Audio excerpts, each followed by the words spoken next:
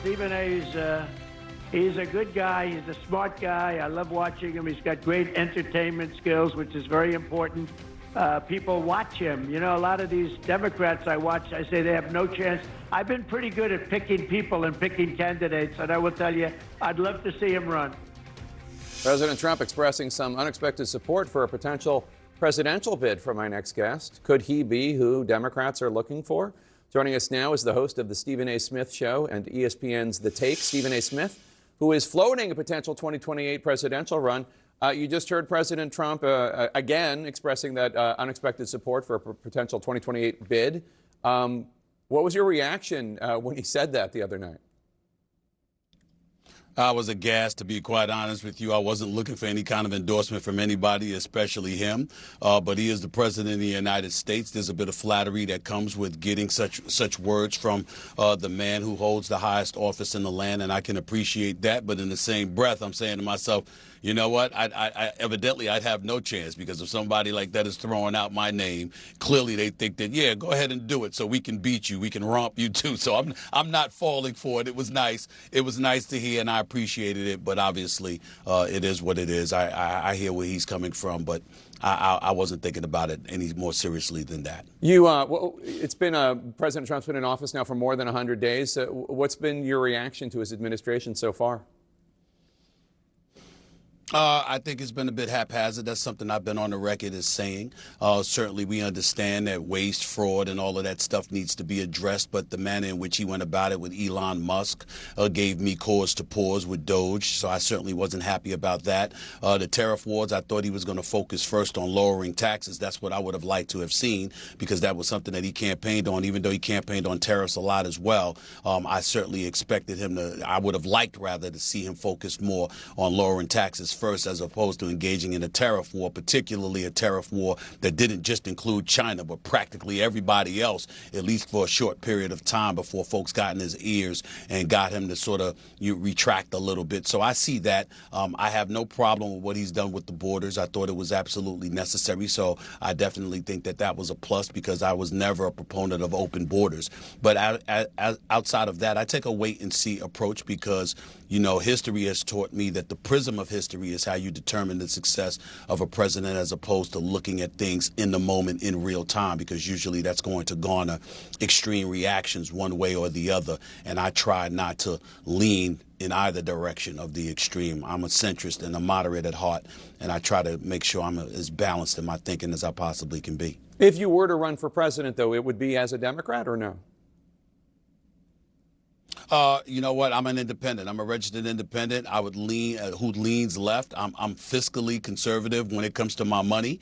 I'm socially liberal. I'm liberal when it comes to social issues, pretty much across the board. I believe in living and let living. So I'm a moderate, and I would say if I had to run, it would be as a Democrat, but I'm not happy with the Democratic Party. So the Democratic Party is presently constructed. It would pretty much need to be purged in order for me to assume that I would want to be associated with them, and I would garner their support, because I don't like the way they've gone about doing a lot of things for a very, very long period of time. And I think that I don't view Donald Trump as winning the election.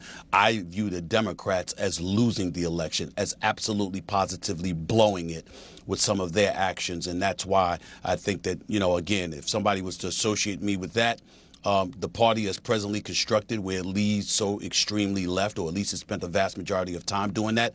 Oh, that is not something that I would vibe with at all. I would definitely be looking to be a game changer in that regard. What are some of the things that Democrats have been doing that have turned you off and that make you say the party needs to be purged? Who needs to be purged from it, first of all? Do you have any names? Well, I'm not going to name names. I'm not going to do that to a lot of people. But we know who the extreme left is. We know how they go about operating.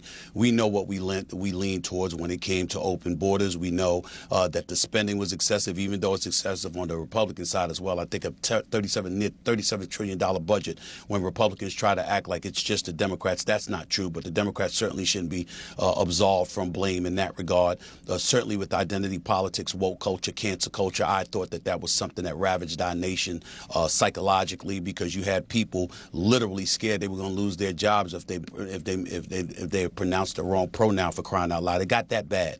And I think that that's one of the reasons that Donald Trump is in office today, because so much stuff, a lot is focused on the individual as opposed to actual policies itself. I'm talking about what they preached and what they talked to the American people about, more so than what they're doing. The kind of messages that they were disseminating was incredibly uncomfortable to listen to and to hear. And I thought that it wasn't emblematic of what most Americans are thinking about. They're trying to pay their mortgages, rent, buy food and groceries, pay gas, and deal with the prices, the cost of living. And they want safety in the streets. That's primarily what most American citizens are about, trying to live in peace and harmony. And that's not something that I think either side has promoted along the way. And that's why I think the state of the nation is what it is at this particular moment in time. You last month said that there are clearly other people more qualified to be president than you. So what do you say to somebody Absolutely. out there who's watching, who thinks you have no political experience, no foreign policy experience? You're a gifted TV sports commentator without question, but are you really prepared to be president of the United States? How would you answer that? I would say they're absolutely right. I'm not prepared. I'm not qualified. I have no political history whatsoever. I've never been interested in politics a day in my life. How did I come to this conclusion where I've left the door open? I'll tell you how. Elected officials have come up to me. Folks in the streets of America come up to me every single day.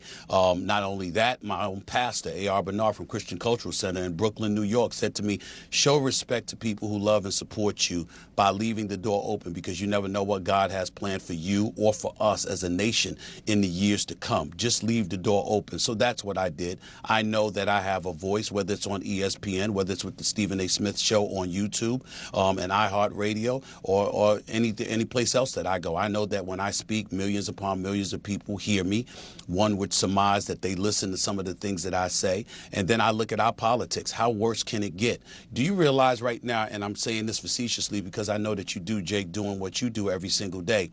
Do you realize that if you are an elected official, your real work is with the campaign? Once you get into office, literally you can get away. I'm talking about the nation's capital specifically, not state and local politics, just the nation's capital. You realize that you can literally go on Capitol Hill, and all your job is to do is to disagree with the other side. You don't even have to do anything else. Whatever the other side feels, you feel the opposite. That's not work. That's not going across the aisle. That's not maneuvering your way through the terrain, through the political terrain, and really negotiating on behalf of your constituency and the American people. All we're doing is engaging in acrimony and hate.